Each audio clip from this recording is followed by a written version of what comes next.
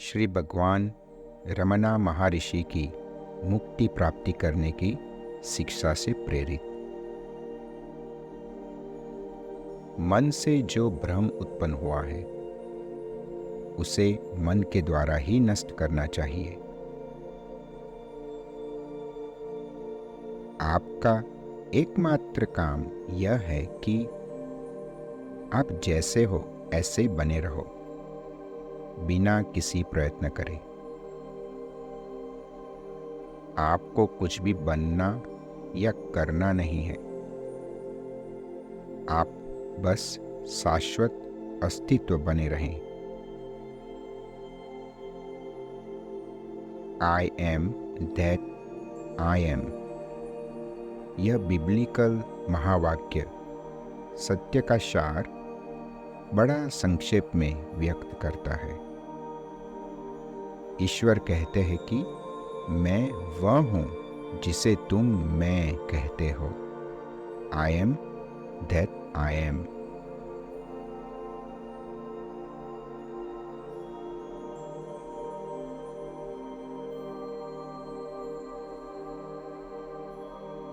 आपका शाश्वत अस्तित्व ईश्वर के अस्तित्व से कैसे अलग हो सकता है? अगर ईश्वर हर जगह है तो वह आपसे कैसे अलग हो सकता है?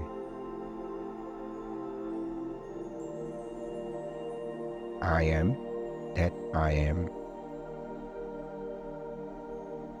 आपका शाश्वत आयम ईश्वर के शाश्वत आयम से जरा भी दूर नहीं है।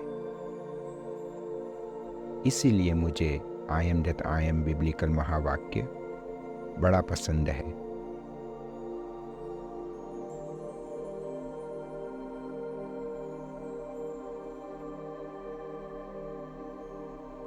सत्य को पाने की सबसे सरल और संपूर्ण विधि यह है कि बी स्टिल, स्थिर शांत बने रहो। कृष्ण जिसे स्थित प्रज्ञ कहते हैं वह बने रहो। स्थित प्रज्ञ रहना मतलब मन में उभरते किसी भी नाम और रूप से प्रभावित हुए बिना बस शाश्वत अस्तित्व बने रहना। Be still.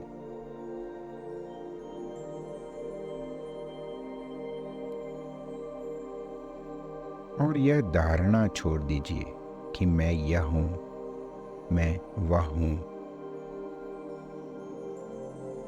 हमें बस इतना करना है कि शरीर के साथ स्वयं की पहचान करना छोड़ देना है।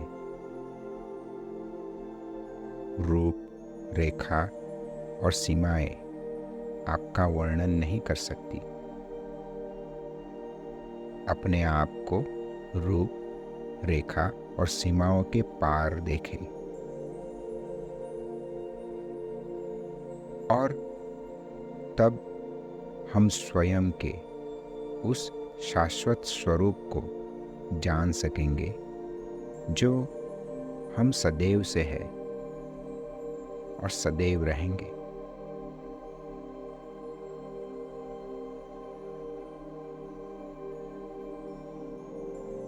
उस मन, उस विचार के साथ मत जुड़ो जो एक आकर्षक स्त्री या पुरुष की तरह उभरता है और आपको उसके प्रेम में डुबा देता है।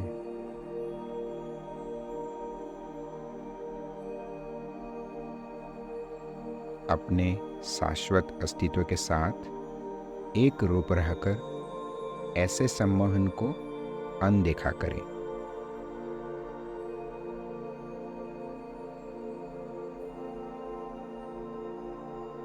और बस ऐसे ही अविरत तरीके से मन के साथ जुड़ते रहने से आप आपका जीवन नष्ट कर दोगे।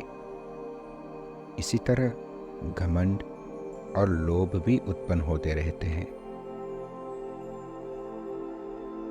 यह मन बड़ा चंचल और चालाक है। वह आपको किसी न किसी तरह अपनी कहानियों में सहलाकर आपके शाश्वत अस्तित्व से आपको दूर ले जाने की चेष्टा करता रहेगा।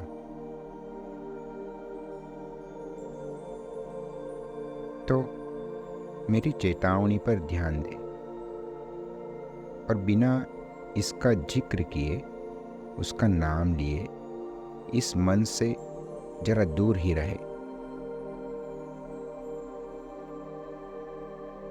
ये मन बड़ा चालबाज है। सभी ज्ञानी की चैतन्य का, जागरूकता का अंत इसी के मायावी आलिंगन से होता है। उसे तुम्हारा विधि पूर्वक वैरागी होना, साधक होना सहजता से स्वीकार्य नहीं है। वह धोखेधारी करेगा, क्योंकि तुम्हारा अपने शाश्वत अस्तित्व में स्थित होना मतलब उसकी मौत होने के बराबर है। तो वह कुछ भी करके तुम्हें वहां से हटाने की कोशिश निरंतर करता रहेगा, पर तुम इस कोशिश को देख सकते हो और इस देखने में बड़ा सामर्थ्य है। तुम अगर उसे देख सकते हो तो तुम उसे इग्नोर, अनदेखा भी कर सकते हो। मन को इसी सहजता से, बस देखने भर से उसकी सारी चालाकियां उजागर हो जाती है और वह अपनी धोखेधड़ी, अपनी चंचलता को छोड़कर चैतन्य में समाविष्ट होकर, शांत होकर चैतन्य में स्थित हो जाता है। मानो जैसे कि समंदर की एक बड़ी लहर समंदर में ही समा गई हो।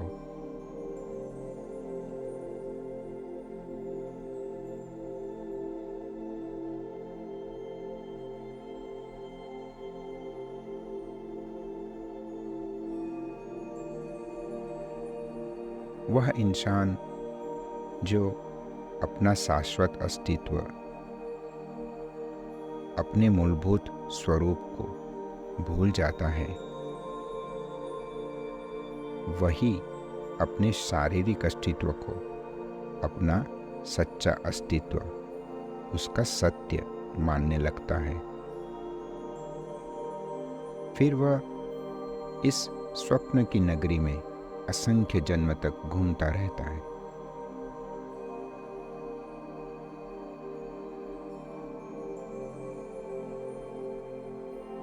अपने मूलभूत अस्तित्व को जानना मतलब मानो कि इस स्वप्न, इस मूर्छा से उठ जाना। जान ले कि ज्ञान का मार्ग और भक्ति का मार्ग परस्पर जुड़े हुए हैं। एक को दूसरे से विभाजित किए बिना इस अविभाज्य दो मार्गों का अनुसरण करते रहे।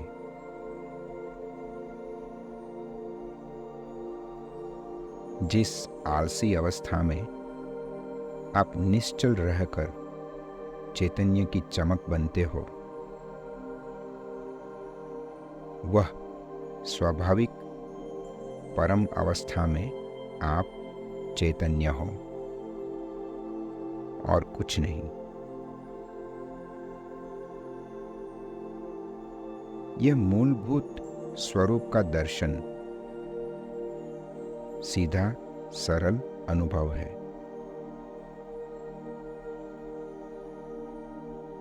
जो संतोष, स्थिरता, वैराग्य से सीधा प्राप्त हो सकता है।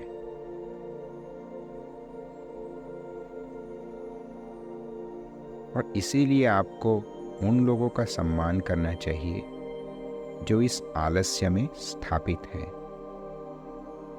पवित्र चैतन्य के रूप में व्यापित है।